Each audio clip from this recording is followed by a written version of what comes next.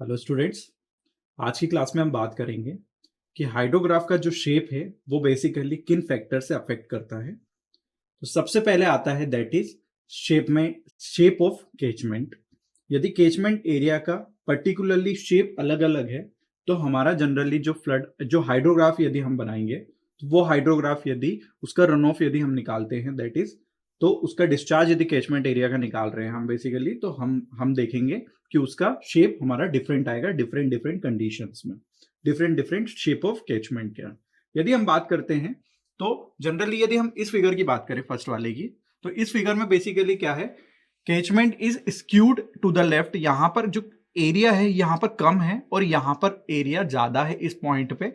तो जो भी हमारा पीक आता है हाइड्रोग्राफ का वो बेसिकली स्क्यूड साइड पे आता है। स्क्यूड बेसिकली लेफ्ट साइड पे है और हमारा जनरली जो पीक भी आएगा उसी साइड पे आएगा। नेक्स्ट फिगर में हम बात करें तो हमारा ये कैचमेंट एरिया का भी स्क्यूड बेसिकली हमारा क्या है, इसके राइट साइड में है। तो हमारा जो पीक आता है बेसिकली हाइड्रोग्राफ का तो वो हमारा पीक कहां पर आएगा, राइट साइड में आएगा।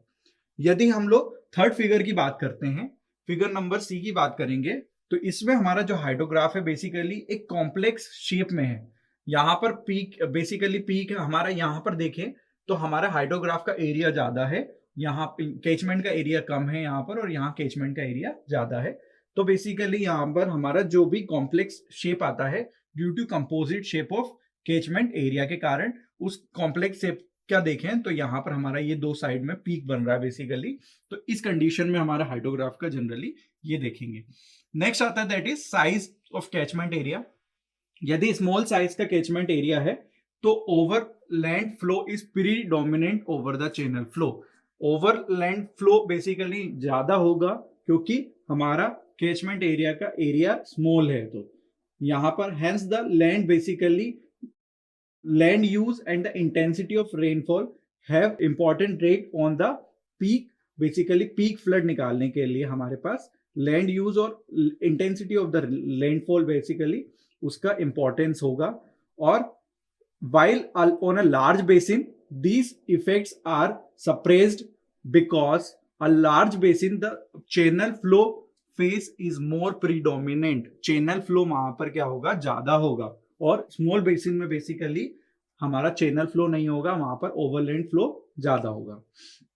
यदि हम बात करते हैं टाइम बेस ऑफ हाइड्रोग्राफ की, तो the time base of hydrograph from large basin will larger than those of corresponding hydrographs for smaller basin. यहाँ पर टाइम बेस उसका ज्यादा होगा लार्जर बेसिन का। टाइम बेस बेसिकली हम लोगों ने पढ़ा था दैट इज पीक कितना आ रहा है हमारा, टोटल टाइम में हमारा पूरा हाइड्रोग्राफ कंप्लीट हो रहा था उसको हमने टाइम बेस दिया था। टाइम बेस हमने पिछले डायग्राम्स में हमने हाइड्रोग्राफ के डायग्राम्स में देखा है कि टाइम बेस क्या होता है बेसिकली। तो वो हमारे बेसिकली लार्ज बेसिन के लिए हमारा टाइम बेस क्या होगा, यहाँ पर लार्जर होगा than the corresponding hydrograph for the smaller basin. Smaller basin के लिए हमारा क्या होगा, कम होगा। यदि हम स्लोप की बात करते हैं तो recession lymph of hydrograph represent the depletion of storage, so the slope will have pronounced effect on this part of hydrograph. Recession lymph पे बेसिकली क्या होगा, वो एक जनरली हमारा इफेक्ट करेगा। Slope basically steeper slopes gives the rise to quicker depletion of storage and hence result in the steeper recession limbs of hydrograph and also the smaller time base। basically यहाँ पर क्या होगा, एक time base कम देगा हमारा।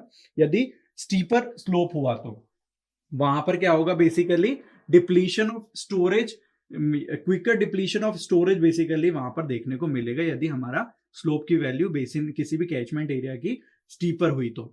Basin slope is important in small catchment where the overland flow is relatively more important and the steeper slope result in the large peak discharge। Next यदि हम बात करते हैं इसी में, तो नेक्स्ट प्रॉपर्टी बेसिकली क्या इफेक्ट करेगी, उसके ड्रेनेज की डेंसिटी की। ड्रेनेज डेंसिटी से बेसिकली हम लोग देखें तो ड्रेनेज डेंसिटी बेसिकली यदि यहां पर हमारा देखें तो ड्रेनेज डेंसिटी का मतलब होता है कितने सारे बेसिन, कितने सारे वहां पर लार्जर ड्रेनेज है बेसिकली जो कि एक पर्टिकुलर ड्रेनेज सिस्टम को मिल रहे हैं। यहां पर हम देखें तो इनकी ड्रेनेज डेंसिटी बेसिकली कम है as compared to the drainage density. यदि हम लोग इसकी देखें तो इसकी बहुत कम है इसके कंपैरिजन में। So larger drainage density creates a situation for quick disposal of runoff. यदि ज्यादा से ज्यादा ड्रेनेज यहाँ पर आके मिल रहे हैं, स्ट्रीम्स ज्यादा से ज्यादा स्ट्रीम मिल रही है यहाँ पर इस मेन स्ट्रीम्स में, तो हमारा ड्रेनेज डेंसिटी इंक्रीज होगा. उसके कारण क्या होगा, जो रन ऑफ की वैल्यू बेसिकली ज्यादा से ज्यादा होगी, और this part correspond in the reflect in the pronounce peak discharge. Peak discharge पे वो क्या करेगा, जनरली इफेक्ट करेगा. And those catchment where the drainage density is less, the overland flow is predominant and resulting hydrograph with slower rising limb. वहां पर rising limp जो होगी वो कम होगी बेसिकली, और वो एक फ्लैटर टाइप की जाएगी. तो देखा हमने कि यहाँ पर एक ग्राफ में समझते हैं कि हाई डेंसिटी यदि है हमारी ड्रेनेज सिस्टम की, तो उसका ग्राफ बेसिकली पीक्ड जाएगा. और यहां पर देखिए आप, राइजिंग लिम्प उसकी क्या है, एक जनरली पीक पे जा रही है. और यहां पर आप देखेंगे तो राइजिंग लिम्प बेसिकली उसकी क्या है, स्टीपर है बेसिकली. तो यहां पर एक स्लो राइजिंग लिम्प है, और यहां पर जाके वो एक स्टीप, एक जनरली देखे फ्लैटन कर्व बना रही है. लो डेंसिटी, ये लो डेंसिटी के लिए है, और ये हाई डेंसिटी के लिए डिस्चार्ज बेसिकली है.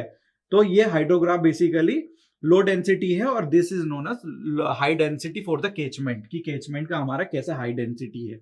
यदि हम बात करते हैं नेक्स्ट, जो कि हमारे जनरली शेप ऑफ इस पे डिपेंड करेगा हाइड्रोग्राफ पे, तो नेक्स्ट हमारा क्लाइमेटिक फैक्टर है, जो कि जनरली हमारे शेप को अफेक्ट करेगा. उस क्लाइमेटिक फैक्टर में basically it includes rainfall intensity. Rainfall की इंटेंसिटी कैसी है, और हमारा जो shape of hydrograph is also affected by the intensity of rainfall. Second है बेसिकली रेनफॉल का ड्यूरेशन कैसा है. For the same volume of rainfall, if the rainfall duration is increase, then the peak of hydrograph reduces. उसका peak basically क्या होगा, कम हो जाएगा, यदि उसकी ड्यूरेशन ज्यादा होगी रेनफॉल की. नेक्स्ट है हमारा, that is direction of rainfall. If the rainfall direction is in the direction of outflow, it give left skewed hydrograph. मतलब कि लेफ्ट स्क्यूड हाइड्रोग्राफ में वो यदि वो दे रहा है हमारा, तो that is it gives the left skewed hydrograph देगा वो हमारा. ये लेफ्ट स्क्यूड हाइड्रोग्राफ है बेसिकली, यदि हमारा rainfall direction is in the direction of outlet, यदि वो आउटलेट में कहीं जाके मिल रहा है. If the rainfall direction is in opposite direction of outlet, then it gives right skewed hydrograph. Outlet का मतलब बेसिकली कोई सी स्ट्रीम ऐसी जहां पर वो पानी जाके मिल रहा है. यदि वो स्ट्रीम में पानी नहीं मिल रहा है, तो हमारा हाइड्रोग्राफ बेसिकली कैसा आएगा, ऐसा आएगा. यदि हम बात करते हैं, तो these are the basically factors which are generally important for the shape of hydrograph की. हमारा हाइड्रोग्राफ किस शेप में बनेगा, कैसा उसका शेप होगा, and these factors we generally discuss in the class. Thank you very much.